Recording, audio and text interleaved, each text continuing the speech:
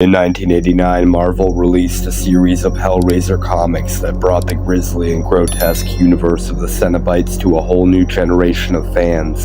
And so now we've got the Hellraiser comic. Have you seen the Hellraiser comic?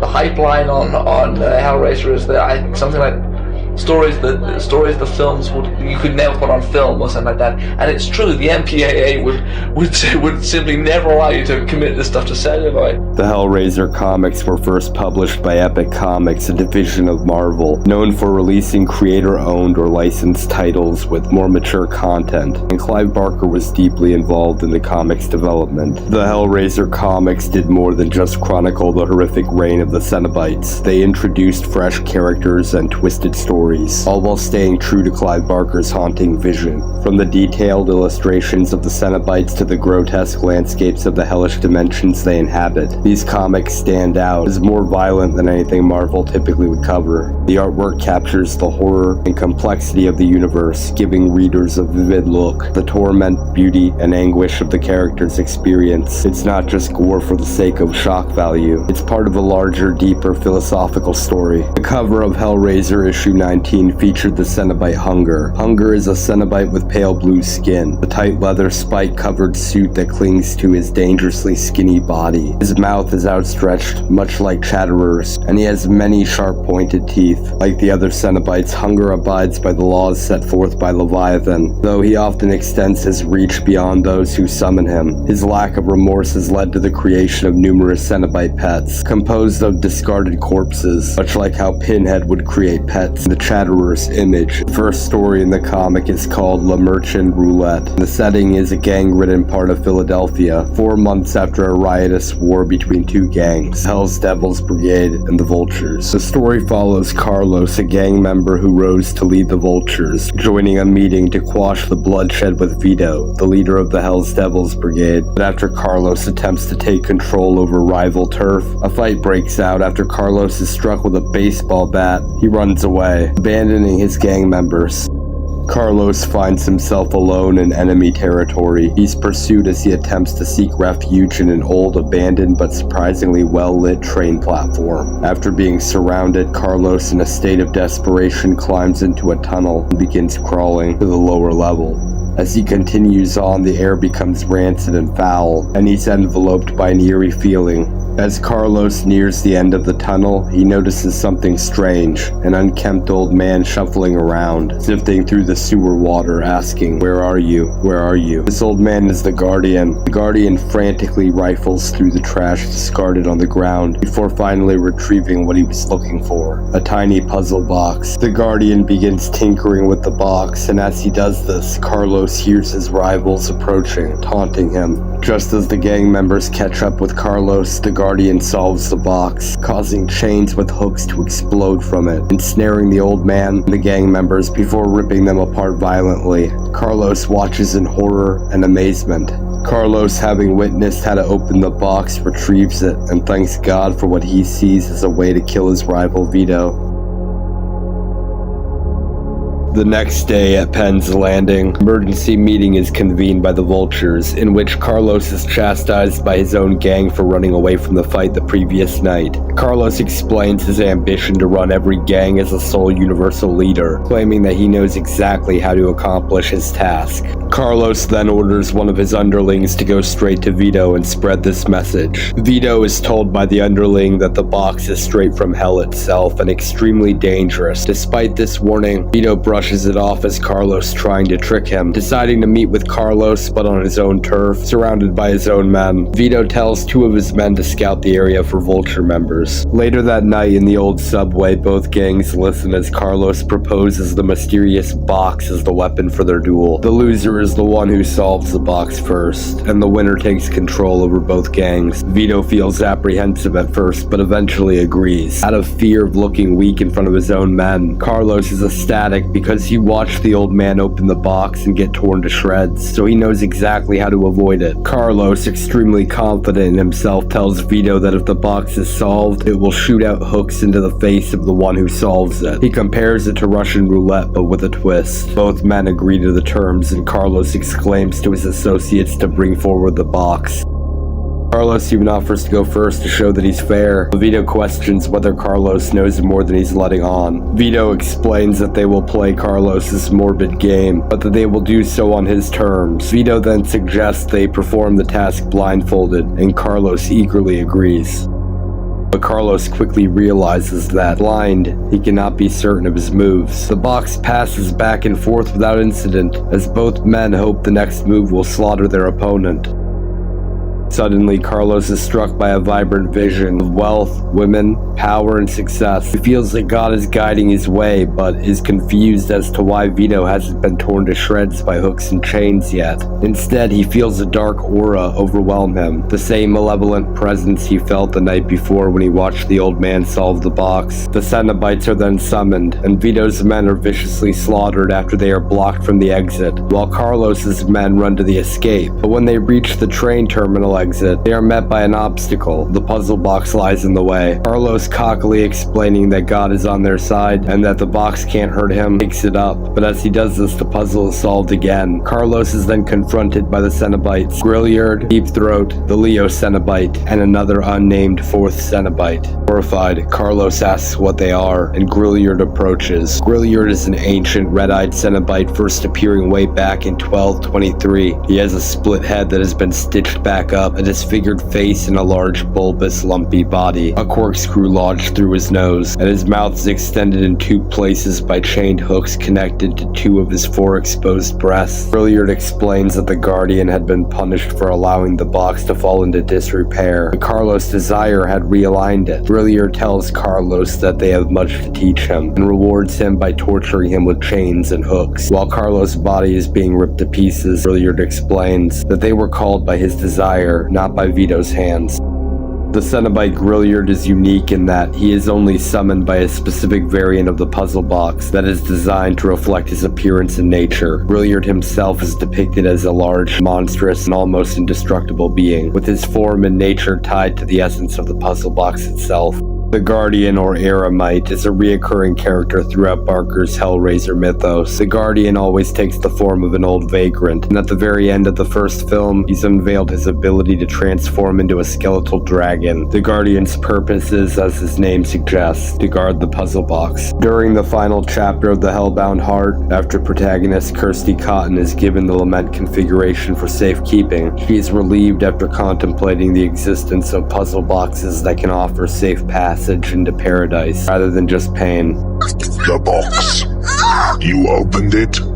We came. It's just a puzzle box! Oh no. It is a means to summon us. Clive Barker's Book of the Damned, a Hellraiser companion, goes much deeper into the individual boxes, as well as their purposes. It even includes detailed diagrams for each puzzle box, accompanied by intricate backstories that cleverly weave the narrative together. At the same time, it integrates real-life figures like the notorious child murderer Phyllis DeRay and the controversial writer Marquis de Sade, adding a chilling sense of realism. To me, this infusion of history creates a disturbing layer, elevating the story with a dark meta-dimension.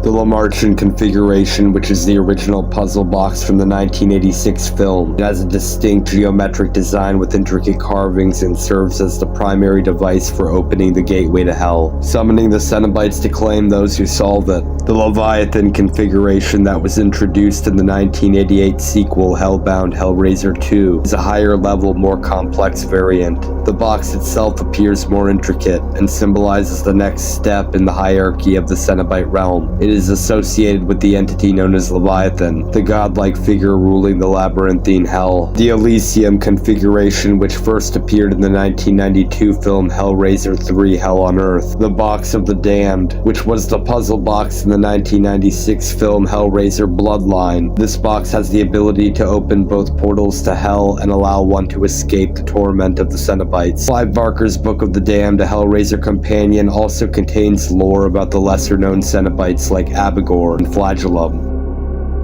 and even explores Leviathan's origins. Art inserted randomly throughout the book features Hellraiser's conceptual artwork, revealing how the costume design of the Cenobites was deeply inspired by the BDSM subculture. 1992's In These Blue Depths Lie Hell is about scuba divers Claire, Narissa, and Tony. The three attempt to dive to unearth the mysteries of Tony's ancestors' disappearance. However, Claire and Nerissa actually plan on murdering him to claim his insurance money. Their murderous desires allow hunger to bring them aboard the Forza de Dios, resuming the flow of time. The Cenobite Hunger relishes in Claire's horror, mocking her for turning on her own desire before ripping out her heart. Likewise, Hunger preys on Nerissa by tearing her flesh from her bones. Meanwhile, Tony helps Eduardo prepare the fire after repeated failed attempts to commune due to a language barrier. Tony and Eduardo manage to trigger the explosion, destroying the Forza de Dios, all while Tony makes it back to his own time. Hunger's hooks follow and drag him and his boat to hell.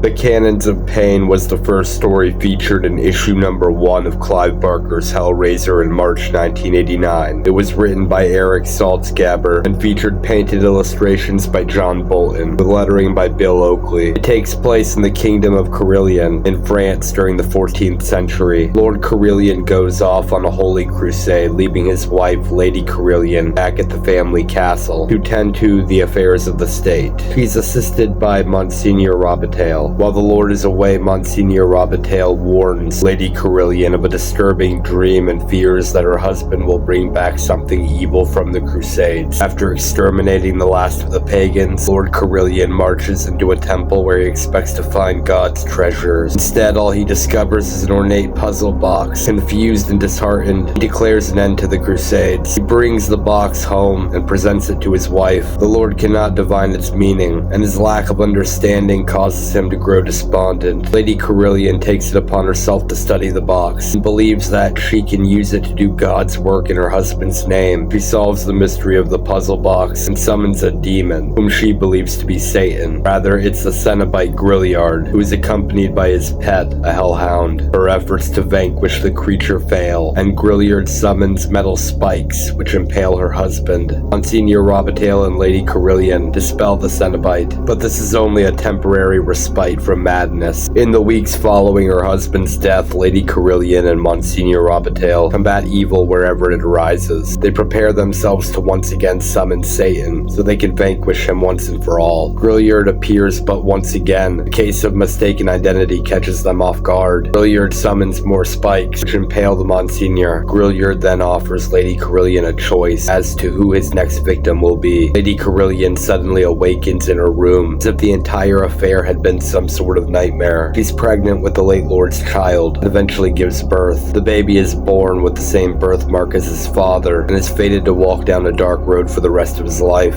It's worth noting that Grilliard's pet hellhound in this story strongly resembles Chatterbeast from the film Hellraiser Bloodline. Dance of the Fetus by Ted McKeever is one of the most bizarre avant-garde comics I've ever read. Appearing in Hellraiser issue number 1 and lacking speech bubbles throughout 90% of the comic, the pages are instead filled with a very psychedelic storyboard format, and the plot is perplexing to say the least. A woman named Alice has been offering raw meat to a Cenobite named Mr. Soul. Alice is struggling with suicidal thoughts and has been unable to end her life, prompting Mr. Soul to take matters into his own hands. The artwork then melds into a fever dream where Mr. Soul enters Alice's body through her mouth to take control of her during death. While inside her, he discovers a fetus, which he deems an obstacle, removing it from Alice's body before finishing the job. He watches as the fetus floats away. It's implied that this floating entity is the spirit of the fetus, not its physical form. It's a strange, disorienting story that leaves a lot to interpretation, but I think the point the comic tries to get across is how the Cenobites have strict rules they must adhere to. Since the fetus wasn't the one who called on the Cenobites, they spare the child's soul from eternal punishment. Mr. Soul is a strange Cenobite with blue skin, sunglasses, and a mouthful of razor-sharp teeth. He is tasked with answering those who call for death while reaping the benefit of collecting their souls. It's also weird that Mr. Soul consumes raw meat to rejuvenate his form, a habit that other Cenobites do not practice. This type of consumption is usually done by those who have escaped the Cenobites, similar to how Frank Cotton did in the first film. I really like the art style Epic Comics went with. The pages are filled with bold and sharp lines, heavy shading and intense contrast between light and shadow to create a sense of depth, while often employing a muted or monochromatic color palette, which adds to the grim tone of the stories. The designs of the Cenobites are highly intricate, with a strong focus on body horror and the macabre. The use of exaggerated anatomy, stitched flesh, and other unsettling imagery really enhances the nightmarish quality of the comics. Clive Barker's Hellraiser comics marked a revolutionary change in Marvel and comic book history. It opened the door for authors to craft darker, more twisted tales that were once off limits, while giving artists the freedom to captivate readers with mature, disturbing, and grotesque visuals like never before.